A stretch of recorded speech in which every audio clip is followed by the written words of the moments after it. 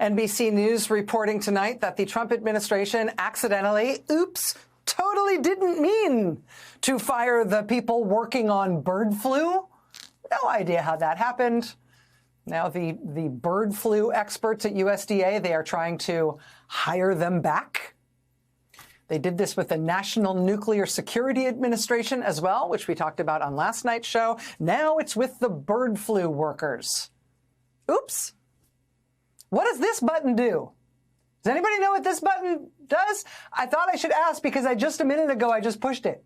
Does anybody know what it does? Got any other buttons I can push? The Washington Post reports tonight that the Trump administration is considering a plan to incinerate $500 million worth of COVID tests that you've already paid for. It's not because there's anything wrong with these COVID tests. It's just because, I guess, COVID tests, icky. $500 million worth of perfectly good COVID tests that we, the taxpayers, already purchased. They are in storage. They are stockpiled right now, set to be distributed for free to the American people in the event of another big uptick in COVID. But instead, the Trump administration apparently wants to destroy them because,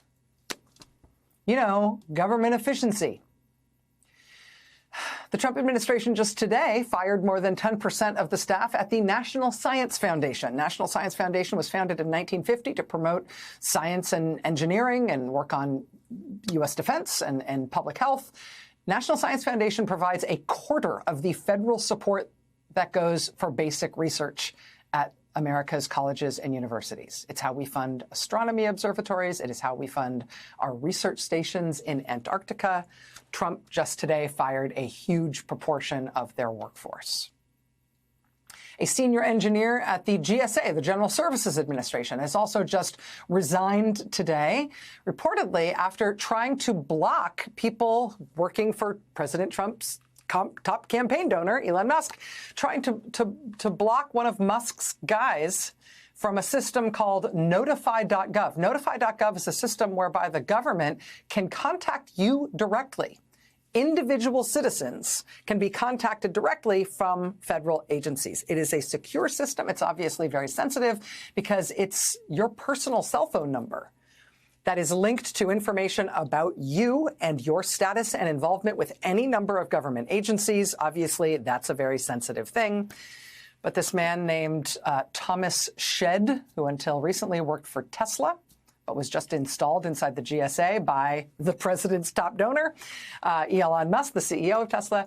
Mr. Shedd apparently demanded full read-write access to that Notify.gov system.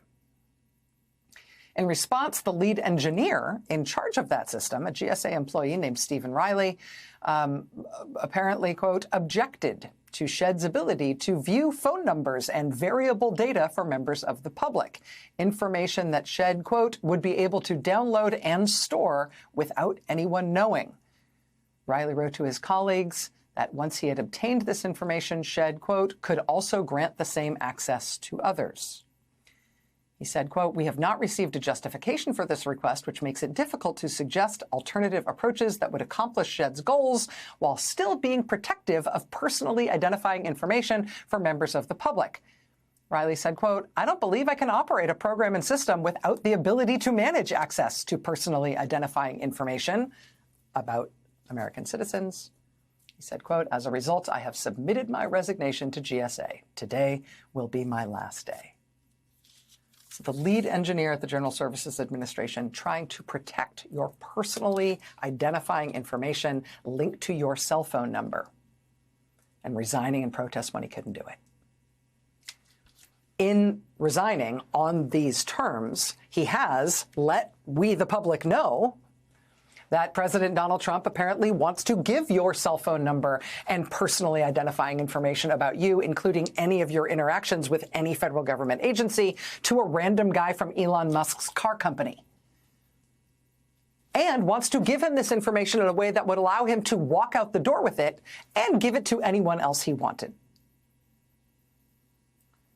So by resigning, trying to stop it, being unable to stop it, resigning in protest, and then explaining exactly why he resigned and what the problem was, he has let the public know that this has just happened to us, which itself is a mitzvah.